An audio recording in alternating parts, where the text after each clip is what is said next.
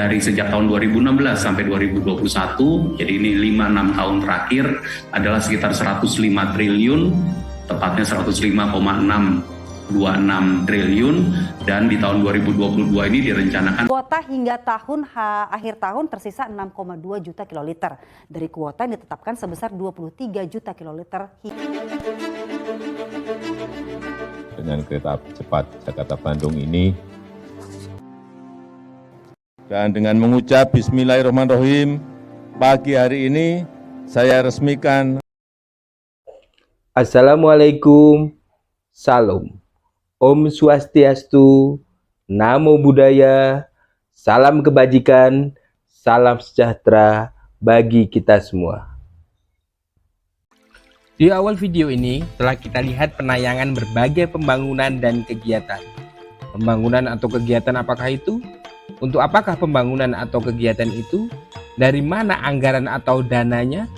Jawaban-jawaban tersebut bisa didapatkan dengan melakukan observasi atau pengamatan.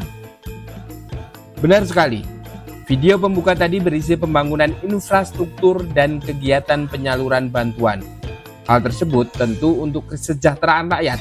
Dananya berasal dari APBN. Pada kesempatan pembelajaran bahasa Indonesia ini, kita akan membahas tentang LHO atau Laporan Hasil Observasi dengan tema APBN dari rakyat untuk rakyat. Apa itu LHO? Laporan hasil observasi merupakan teks yang mengungkapkan fakta-fakta. Fakta tersebut didapatkan melalui proses pengamatan atau observasi. Sebagai jenis teks faktual, laporan hasil observasi harus bersifat objektif. Secara umum, teks laporan hasil observasi disusun dengan struktur sebagai berikut.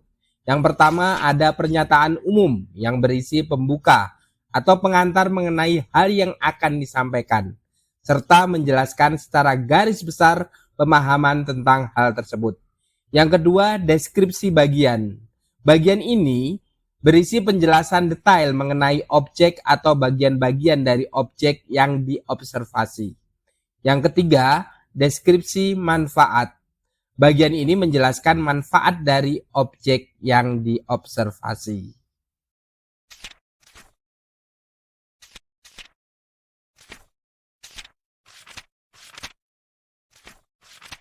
Sesuai dengan namanya, laporan hasil observasi.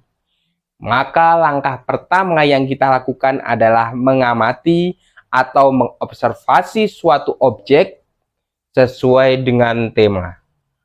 Pada contoh kali ini, objek yang diamati adalah ruang kelas yang dibangun dengan dana DAK yang bersumber dari APBN. Langkah selanjutnya adalah menulis LHO, laporan hasil observasi berdasarkan pengamatan secara objektif dan kritis.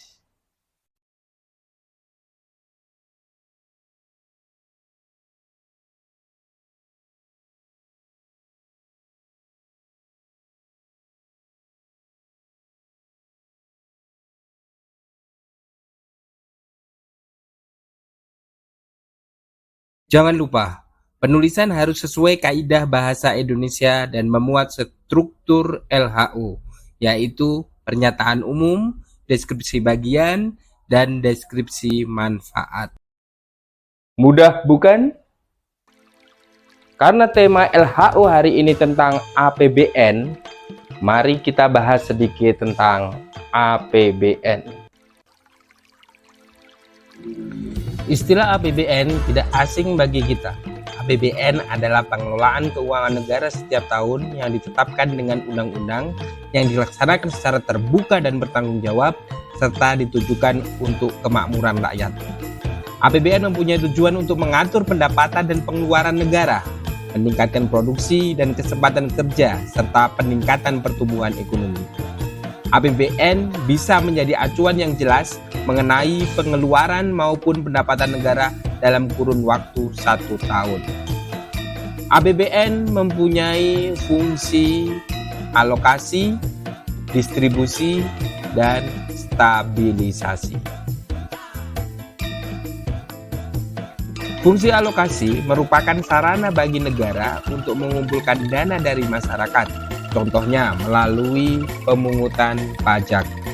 Fungsi distribusi merupakan pendapatan yang diperoleh dalam APBN yang digunakan kembali untuk membiayai pengeluaran negara. Fungsi stabilisasi merupakan upaya adanya peningkatan jumlah pendapatan dari tahun ke tahun.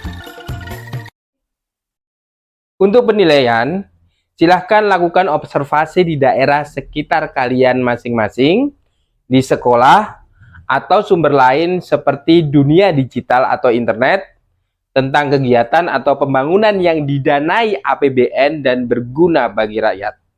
Lalu buatlah teks laporan hasil observasinya. Selamat mengamati. Wassalamualaikum, salam. Om Swastiastu, Namo Buddhaya, salam kebajikan, salam sejahtera bagi kita semua.